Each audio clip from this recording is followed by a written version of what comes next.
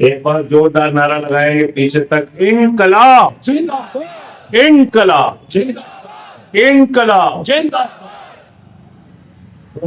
सभी यहाँ पे मौजूद सम्मानित कर्मचारीगण, हमारे माननीय विधायकगण, पार्षद भाई, हमारी पार्षद बहनें, साथियों और दोस्तों, जब मैं किसी सभा में जाता हूं, खास तौर से कर्मचारियों की सभा में, तो मैं ये पूछ लेता हूं कि भाई मेरी जो बोलने की शैली है, अगर उसको कर्मचारी लोग बुरा मान रहे हो तो मैं नहीं आऊंगा। तो हमसे पूछते हैं क्या शैली है, तो मैं कहता हूं गुनहगार को गुनहगार कहना पड़ेगा, पापी को पापी कहना पड़ेगा। भारतीय जनता पार्टी की अगर सत्ता है तो भारतीय जनता पार्टी के खिलाफ बोलना पड़ेगा।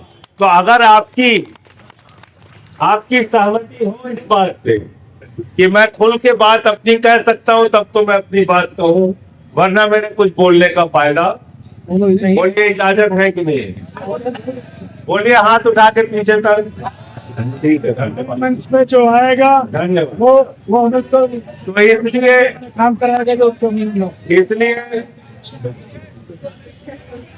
मैं आप सबका तहे दिल से शुक्रिया अदा करता हूं।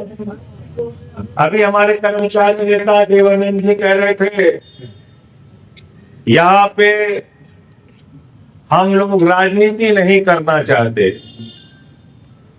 और भाषणबाजी भी नहीं करना चाहते। मैं आपसे कहना चाहता हूं, बिल्कुल देश की राजनीति पे निगाह रखिए, दिल्ली की राजनीति पे निगाह रखिए, एमसीडी की राजनीति पे निगाह रखिए। जो आपका साथ दे उसके साथ खड़े होइए और जो आपके खिलाफ है उसके खिलाफ खड़े होइए। तब तो बात बनेगी ना। भैया किनारे हो जाओ, थोड़ा इस तरफ आप हो जाओ। बात तो तब बनेगी ना, जो आपके साथ है उसके आप साथ दो, जो आपके खिलाफ है आप उसके खिलाफ हो। अगर आप हम आपके साथ नहीं खड़े, आप हमारे खिलाफ बोलिए।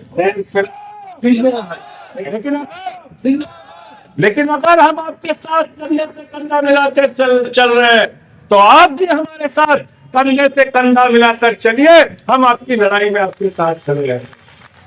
मैंने 16 साल तक रेहड़ी पट्टी वालों की लड़ाई लड़ी। उनके पास तो कोई कागज नहीं होता था, फिर उनके लिए जगह दिलवाई, उनके लिए नेशनल फेरी पॉलिसी बनी, उनके लिए एक्ट बना, जिन लोगों को कोई पूछने वाला था आज भी उनकी लड़ाई लड़ने का काम करते हैं। देश में किसी भी कर्मचारी का मुद्दा हो, देश की संसद में अगर आवाज उठानी होती है तो सबसे आगे पहली पंक्ति में खड़े होकर सीना तान के आपकी आवाज को उठाने का काम करते हैं। और अब जैसे ही पार्लियामेंट का सेशन शुरू होने जा रहा, मैं आपको भरोसा दिलाता हूं, एमसीडी में आपकी बात सुनी जाती है नहीं सुनी जाती है, उस लड़ाई में तो हम लोग आपके साथ खड़े हैं, कंधे से कंधा मिला के लड़ेंगे। लेकिन जब देश की संसद चलेगी तो आपकी मांगों को कितनी मजबूती से मैं उठा रहा हूं, इस पे भी नजर रखना।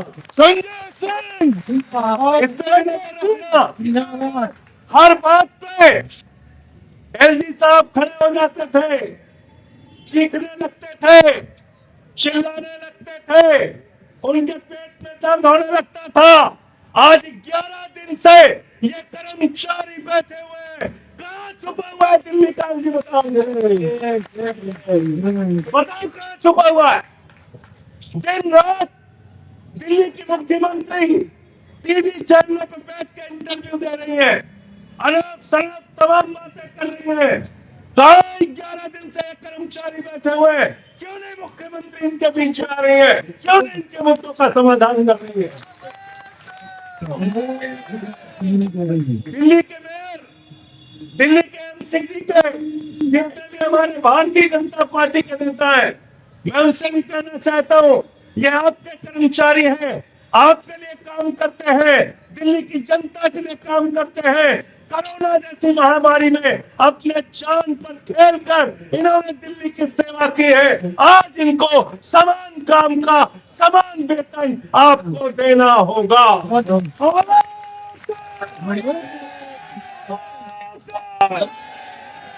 गलत तो नहीं कह रहा हूँ, गलत तो नहीं कह रहा हूँ।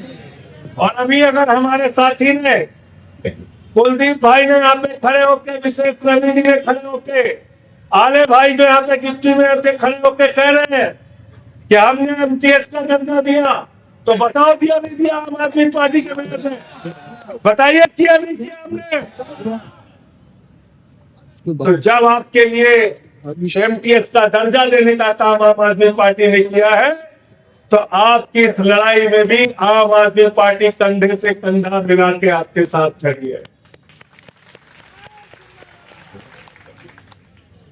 और बिल्कुल कोई बड़ी बात नहीं बोलूंगा, हम आपका साथ दें, आप इस लड़ाई में साथ साथ चलिए, आपके साथ हम चलेंगे। लेकिन एक बात याद रखना, गुनहगार को गुनहगार कहना पड़ेगा, अपराधी को अपराधी कहना पड़ेगा, पापी को पापी कहना पड़ेगा।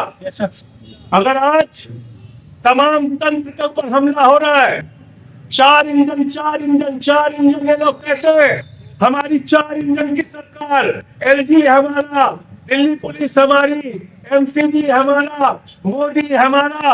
अगर 4 इंजन हो तुम लोग, तो मैं कहना चाहता हूँ चारों के चारों इंजन फूके हुए इंजन में काम करेंगे। या 4 फूके इंजन की सरकार चल रही है, फूके इंजन की सरकार काम नहीं कर रही है। इसको ठीक करना पड़ेगा, और ठीक करने का तरीका क्या है? आंदोलन, संघर्ष, लड़ाई जो आप लोग कर रहे हैं।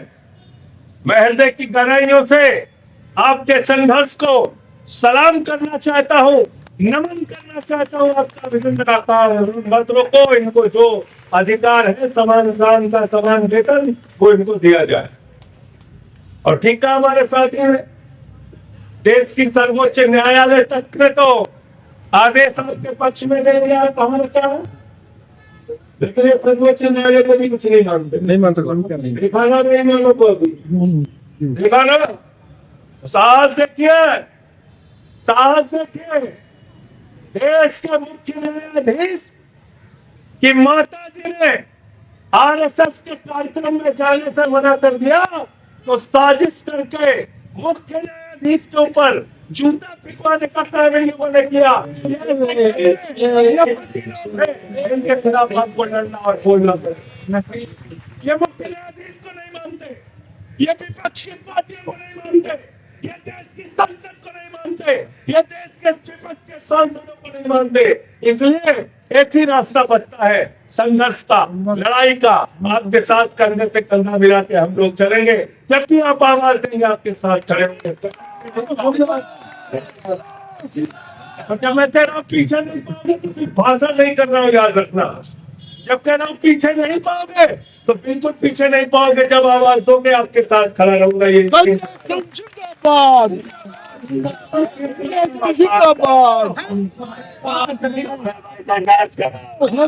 दबाने का हर प्रयास किया, हर कोशिश किया इन्होंने। केजरीवाल जी को उठा के जेल में डाल दिया, मनीष सिसोदिया को उठा के जेल में डाल दिया, सत्येंद्र जैन को उठा के जेल में डाल दिया, मुझे पकड़ के जेल में डाल दिया। क्या गुनाह था हमारा?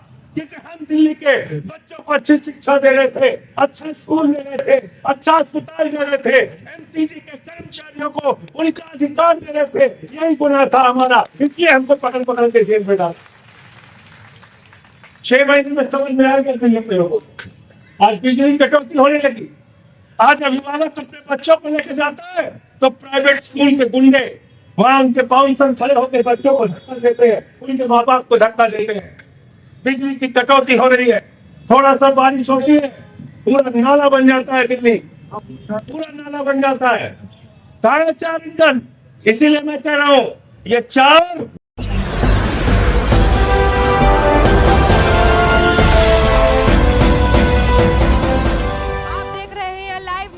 99 राष्ट्र सबसे पहले।